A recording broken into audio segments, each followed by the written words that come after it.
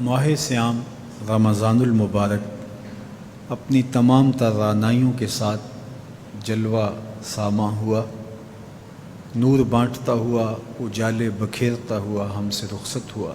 اللہ جل شانہ نے اس ماہ منور میں ہمیں جن توفیقات سے مالا مال کیا، نیکی، تقوی اور دیگر امور خیر کی سعادت ہمارا مقسوم ہوئی، تو ہم اللہ کی بارگاہ میں یہ دعا کریں کہ ماہ سیام گزرنے کے بعد بھی وہ اعمال خیر ہماری زندگی کا حصہ رہیں۔ کہیں ایسا نہ ہو کہ جو محنت سے، فاقہ کشی سے، راتوں کے قیام سے، غد بصر سے اور دیگر اعمال خیر سے ہم نے برکات پائیں، وہ ماہ سیام کے گزرنے کے بعد ہم گواہ بیٹھیں۔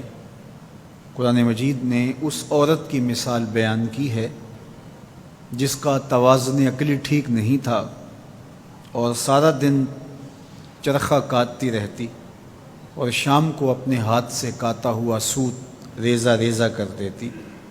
فرمایا تم اس عورت کی طرح نہ ہو جانا۔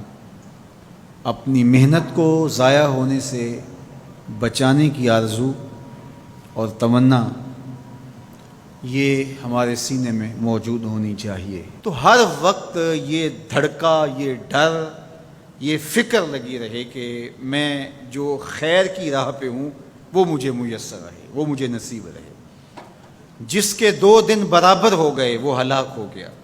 ہر آنے والا دن گزرے ہوئے دن سے بہتر ہونا چاہیے۔ اگر برابر ہیں تو ہلاکت ہے، اور اگر کسی کا گزرا ہوا دن بہتر ہے اور بعد والا دن اس سے بدتر ہو گیا، وہ تو پھر کچھ نہ حاصل کر پایا۔ تو رمضان المبارک کے اندر ہمیں جو برکات حاصل ہوئیں، ہمیں جو نور ملا، ہمیں جو اجالے حاصل ہوئے، ہم اپنا محاسبہ کریں کہ کیا وہ ہمیں اب بھی میسر ہیں، یا یہ کہ آج ہم دوبارہ اسی زندگی کی طرف پلٹ کے آگے ہیں۔ ماہ سیام میں جس زندگی کا نور ہمیں نصیب ہوا تھا، جو روشنیاں ملی تھی، ہم بالکل ان کو کھو چکے ہیں، اور 29 شعبان کو ہم جہاں کھڑے تھے، 1 شوال کو بھی ہم وہیں کھڑے ہیں۔ تو پھر یہ بات سوچنے کی ہے۔ کوئی شخص کسی ڈاکٹر کے پاس جا کے علاج معالجہ کرواتا ہے اور وہ 1 مہینے یا 2 مہینہ تک اس کو دوا دیتا ہے، اور دوا کے بعد وہ کہتا ہے اب دوائی تم چھوڑ دو اس لیے کہ تم صحت یاب ہو چکے ہو۔ تو دوائی چھوڑنے کے بعد پھر دوبارہ وہ مرض لوٹ آتا ہے، عود کر آتا ہے، تو پھر اس کا مطلب یہ ہے کہ اس کو شفا نہیں ملی، اور پھر ڈاکٹر اس کو کہے کہ نہیں چلو 1 ماہ پھر دوائی لے لو، اور 1 ماہ دوائی استعمال کرنے کے بعد پھر دوبارہ وہ وہیں کھڑا ہوتا ہے، اور تیسرے ماہ، چوتھے ماہ، تو پھر وہ دوائی کارگر تو نہ ہوئی کہ جب تک دوائی آپ لیتے رہے تب تک تو بہتری رہی، اور جب دوائی چھوڑ دی تو پھر وہیں کے وہیں رہے۔ تو رمضان المبارک گویا ہمارے لیے اللہ کی رحمتوں کا ایک ماہ خاص ہے، اور اس میں ہم اپنے باطن کی تہذیب اور اندر کی بیماریوں کا علاج کرتے ہیں۔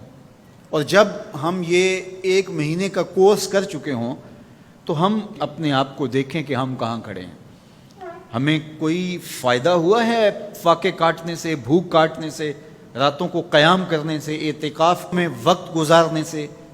اور اگر کچھ بھی نہیں، جہاں ہم تھے وہیں ہم کھڑے ہیں، تو پھر ہمیں سوچنا چاہیے کہ ہم نے صحیح طرح سے دوا نہیں لی، یا پھر دوا ٹھیک نہیں تھی، اور یہ دوا بالکل ٹھیک ہے۔ ہمارے رب نے کہا لعلکم تتقون، اس کا لازمی نتیجہ یہ ہے کہ تمہیں اتقاء کا اجالا نصیب ہوگا، تمہیں نور ملے گا۔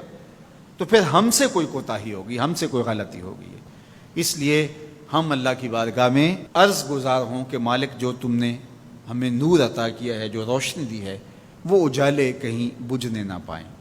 اور وہ کیا ہے؟ وہ نور ہدایت کا نور تھا۔ تو اہل ایمان یہ دعا کرتے ہیں، ربنا لا تزغ قلوبنا بعد اذ ہدیتنا، اے اللہ ہمارے دلوں کو سیدھا کر دینے کے بعد دوبارہ ٹیڑھا نہ کرنا۔ وَهَبْ لَنَا مِن لَّدُنْكَ رَحْمَةً، اور اپنی جناب سے ہمیں مزید رحمتیں عطا کرنا۔